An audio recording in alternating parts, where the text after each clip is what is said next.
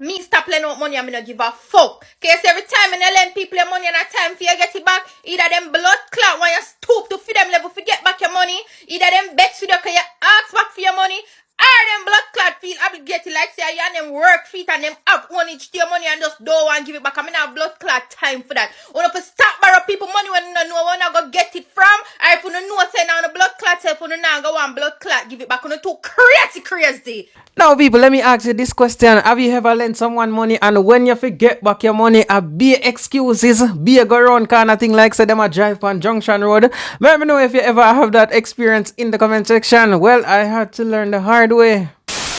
As early as the morning is, you travel through your community, you travel through your lane, you see a group of men sitting down, young men with the yellow substance, craving here and a spliff. May I ask a question?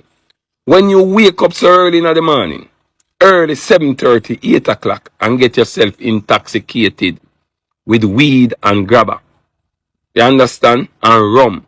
What can you produce for the rest of the day? I don't know how you have to start off your morning by drinking and smoking. One of the best ways to start off your morning is like this. Every day I rise on a prayer. And people always remember to work smart, keep focus, and give all praises to the Most High. With that said and done, make we kick the video off like this. Now, people who remember the bomb threat in Ochirayas where somebody made a video stating that they planted a bomb at the gas station in Ochirayas, causing that section of Ochirayas to be blocked off. No business can go on. People can't go about them daily activities. Then the person actually came out and stated that it was a prank. Well, prank it was, but what happened? When he went to court, people, he was fined over $1 million or 9 months imprisonment. People, do you think that was fair? I definitely think it was. Some people just love play on social media too, and every prank a good prank. Well, this is not a prank. Find $1 million or go on a prison. Incarcerated dancehall superstar Vybz Kartel recently uploaded a video on his Instagram page. Well, we're not even gonna say Vybz Kartel, you know. A video was uploaded to Vybz Kartel Instagram page with the caption stating, "Coming to F up the planet again." And that video was showing Vybz Kartel at a stage show. I think Vybz Kartel is telling his fans that he will be out soon. Now I want to see all of the people who want to see Vybz Kartel and them would have got Vybz Kartel stage show. Let me see in the comment section, just type Free World Boss. Let me know what go on.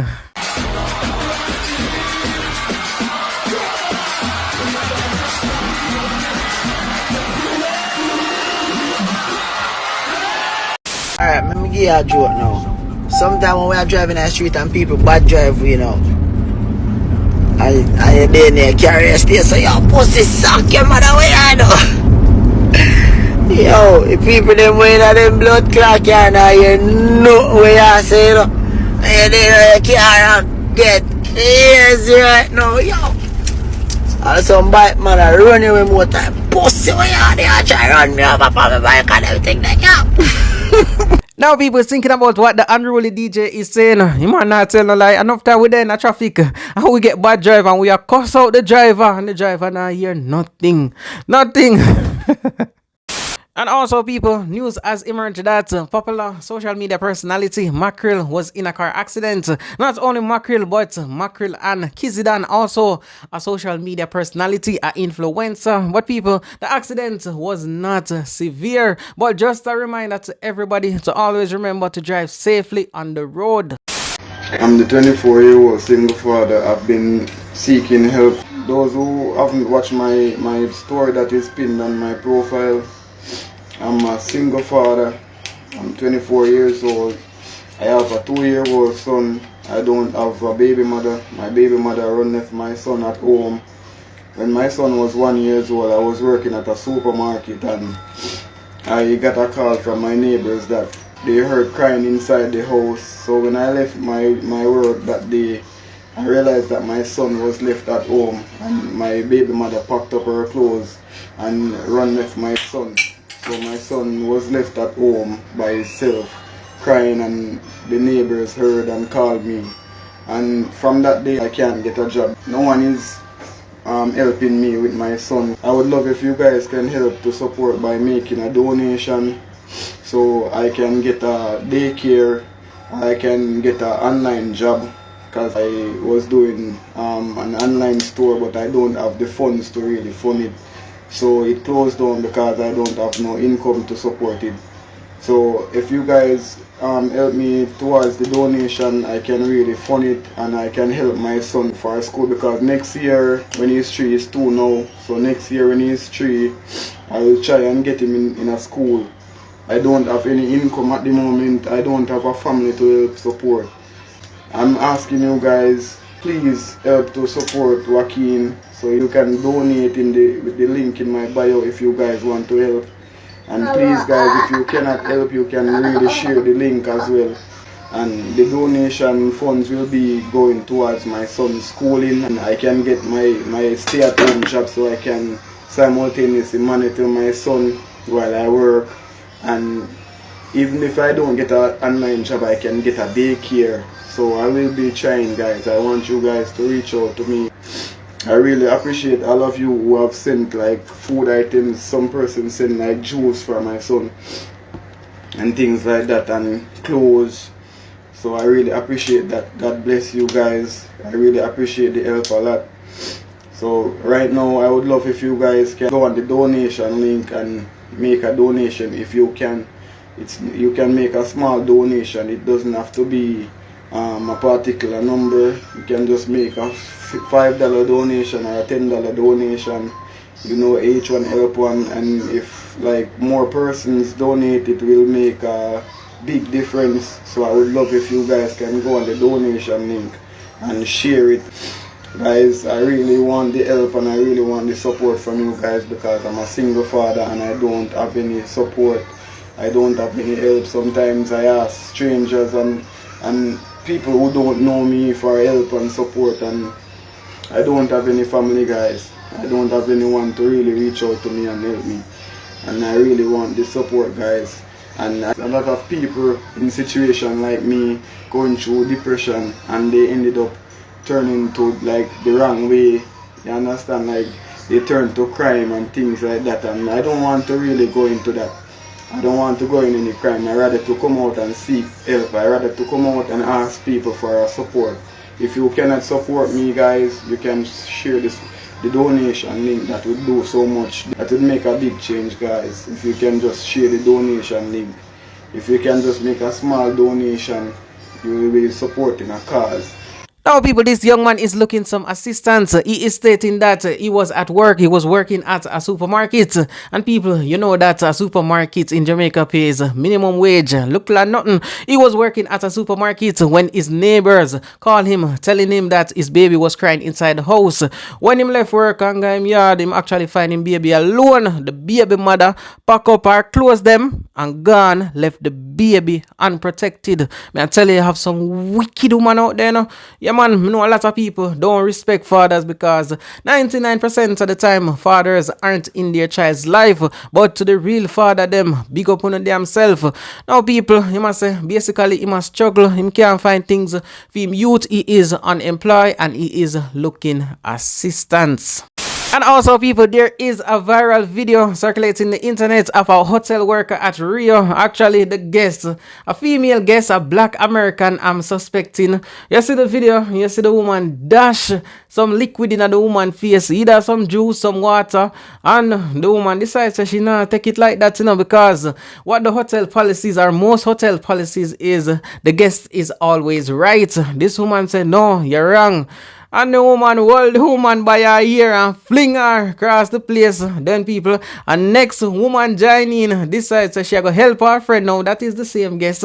And the woman just goes so whoop and slap the woman about a mile. People, that video is making its run on social media, going very viral. But because of YouTube policy, I cannot show that video because it is graphic, violent material. But people, if you want to watch that video, I'll provide a link in the description. You can go and watch the video. But people, tell me your thoughts on that. If you were the employee at the hotel and this guest decides to them go dash juice in your face or water in your face for whatever reasons, what would be your next move? Let me know in the comment section.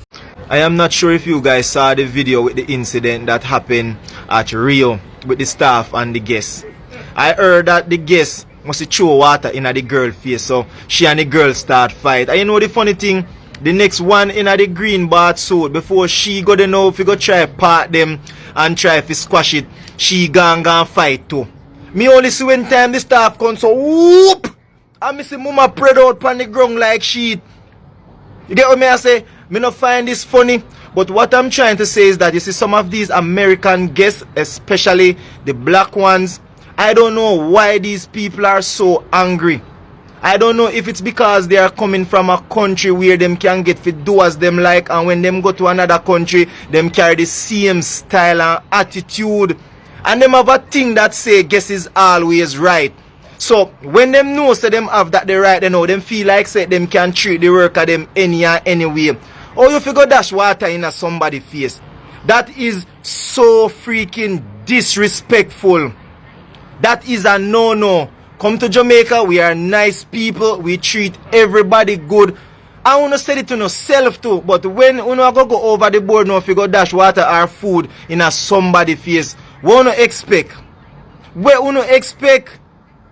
You need to change them kind of style and attitude, and some have a style when you come out here, come have a nice time and the money done, and you hook up with the work of them. When you go back home, you go write bad review about the hotel, call up the people in name and make them get fired. But you see some staff as well too, some need to control friggin' self when they come on to guess. Stop hook up with them, guess ya. Cause some of them don't real. When time you find one real one, make them go back home and come back if they interested in you. Don't just get up and go just date one friggin' tourist like that. Sometimes they have their husband or their man back home. And when them realize that them have how much bill to go pay back now, then they want to find something to hold the hotel them accountable. I want to know these things and yet still not stop putting yourself in that. But I know that me come to talk about, me will just talk about the whole fuck of the incident that happened at Rio. Sometimes I know everybody who now go dash food pan go just take it like that. People are going to retaliate. What do you expect? We are all human beings and we have emotion. And people, I'm going to leave you with this video. You ever hear the saying say blood thicker than water? But did you know that some blood relative feed them blood eviler than hell? I know everyone already know this story, but people just watching over this video and the way how this female presents this story, may I tell you, it's going to give you some chills about some of your family members. You know what, people? Take a look at this video. Could your sibling push you far enough for you to kill them? Nadine Geddes shared a home with her younger sister, Tamara Geddes, in Trelawney, Jamaica. Nadine lived downstairs with her two daughters, while Tamara lived upstairs with her daughter. The sisters were at odds because they had ongoing conflict over family land, and little did Tamara know that during this time, her sister was plotting and setting her demise in motion. And this sibling rivalry would end with 36-year-old Tamara Geddes being brutally murdered in front of her 10-year-old daughter. Nadine had gone to a couple, Owen Irving and Tashana Young, and paid them $230,000 to find a hitman to kill her sister. And they did.